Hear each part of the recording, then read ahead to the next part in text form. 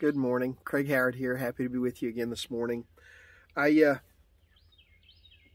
was thinking about a couple of things this morning, and I got to reading an article. There, Peanut came to join us. That'll make a couple children happy that are always looking for Peanut on the videos. But anyhow, I was reading an article this morning about families who during the pandemic decided to leave the confines of big cities and move out into the suburbs or into the country.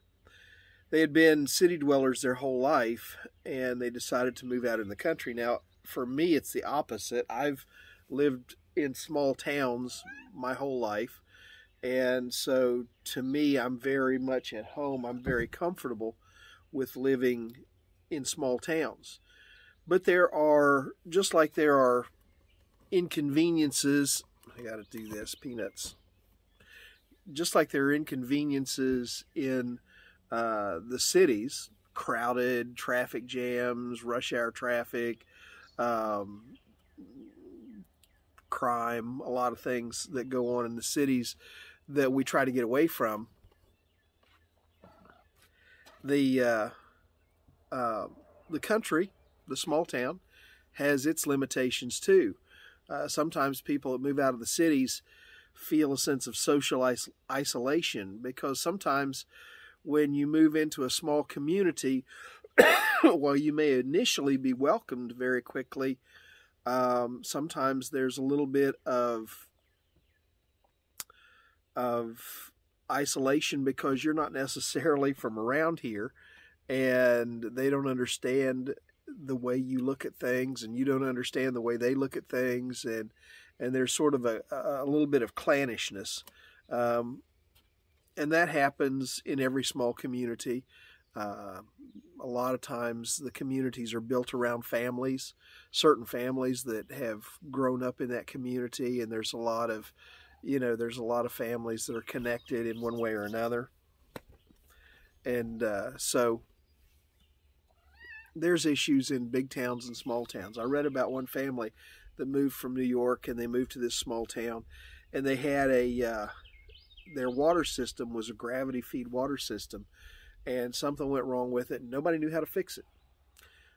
They were also very social people, used to being at social gatherings and going to social events, and those didn't exist in the small community that they moved to.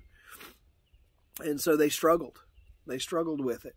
And then at the same time, when they thought, you know what, excuse me, the pandemic is over, let's just move back to the city. They found out that the real estate market back in the city had heated up, and they weren't able to move back. They weren't able to afford the higher prices and the things that they had once kind of been able to manage.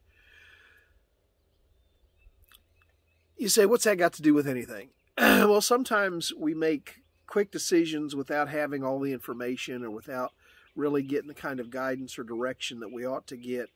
You know, the Bible says in the book of Psalms, trust in the Lord with all your heart, and lean not to your own understandings. In all your ways acknowledge Him, and He will direct your paths. Make sure that before you make some life-changing decision, that you've made this a matter of prayer, that you've made this a matter of seeking the Lord, that you've made it a matter of asking God for direction about, is this something I should do? Is this a good idea? Or should I maybe look at it a little bit further? Ask God to open doors or to close doors if it's something He thinks you should or shouldn't do. Ask Him to give you confirmation in one way or another. Change is not easy. People moving from the big city to the country are always going to find some struggles. People moving from the country to the city are always going to find some struggles. Change isn't always an easy thing. But you need to make sure that if you're going to make some sort of a change, that God says it's the right change to make. That's the thought for today. I hope you have a great day today. As always, I've got a full day. I'm sure you do too. God bless you and all that you're doing. Mom and Dad, if you're watching, I love you. Bye.